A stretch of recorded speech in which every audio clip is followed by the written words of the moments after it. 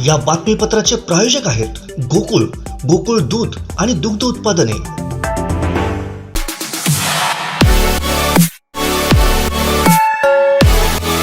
नमस्कार, हे आहे कोकणचा नंबर 1 महा चॅनल कोकण 7 लाईव्ह आणि आपण पाहताय सकाळच्या टॉप न्यूज।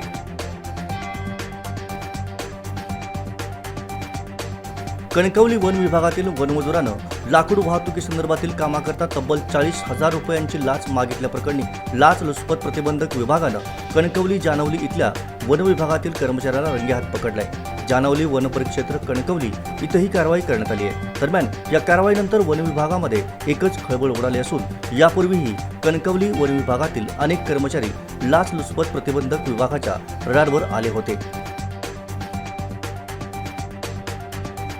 सुप्रीम कोर्टानं सत्तांतरानंतर आपला निर्णय जाहीर केलाय। यावेळी शिंदे गटासह तत्कालीन राज्यपाल भगतसिंग कोश्यारी यांनी घेतलेले निर्णय चुकीचे होते असं निरीक्षण न्यायालयानं नोंदवलं आहे। तसंच 16 आमदारांच्या अपात्रतेबाबतचा निर्णय विधानसभा अध्यक्ष घेतील असंही न्यायालयानं म्हटलंय।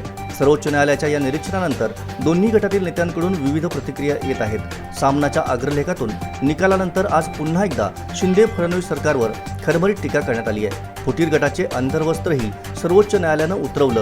तसंच सरन्यायाधीश चंद्रचूड यांचे ऋण लोकशाही संसदीय व्यवस्था विसरू शकणार नाही। राजकारण्यांनी केलेल्या लबाडीवर त्यांनी परखड भाष्य केलंय। ते दबावाला बळी पडले नाहीत अशा शब्दात सामनातून आभार व्यक्त करण्यात आले।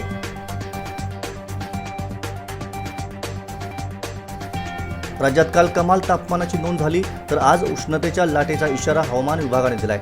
गेल्या काही दिवसांपासून राज्यात उन्हाच्या झळा वाढत आहेत।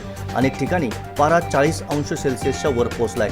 उत्तर महाराष्ट्रात गुरुवारी सर्वाधिक तापमानाची नोंद झाली आहे। आज राज्यातील काही भागात हवामान विभागानं उष्ण लाटेचा इशारा दिलाय।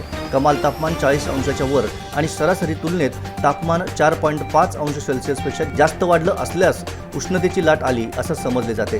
राज्यात गुरुवारी जळगाव 44 अंशाच्या वर तापमान होतं, तर अकोल्यात 43.5 आणि धुळ्यात 42 अंश सेल्सिअस इतके तापमानाची नोंद झाली। विदर्भात अनेक ठिकाणी तापमान 40 अंशाच्या वर होतं।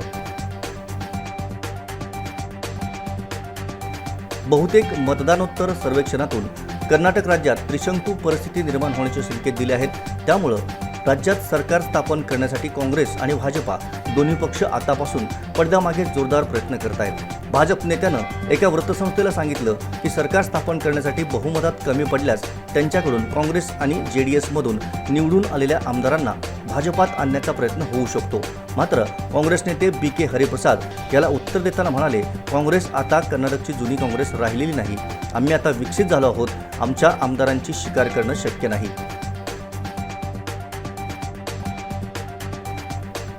सीमा लढ्याचा एक भाग म्हणून विधानसभा निवडणूक लढवणाऱ्या महाराष्ट्र एकीकरण समितीनं यावेळी निकरानं लढा दिल्याची चर्चा आहे।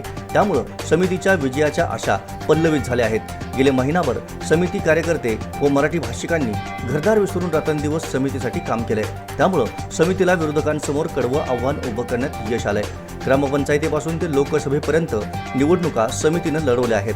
अनेकदा यश अपयश आलं तरी लढ्याची धार अजूनही कायम असल्याचं समितीनं वेळोवेळी दाखवून दिलंय। त्यामुळे समितीनं यावेळी विधानसभा निवडणुकीत प्रत्येक मतदारसंघात एकच उमेदवार देण्याचा निर्णय घेतला होता।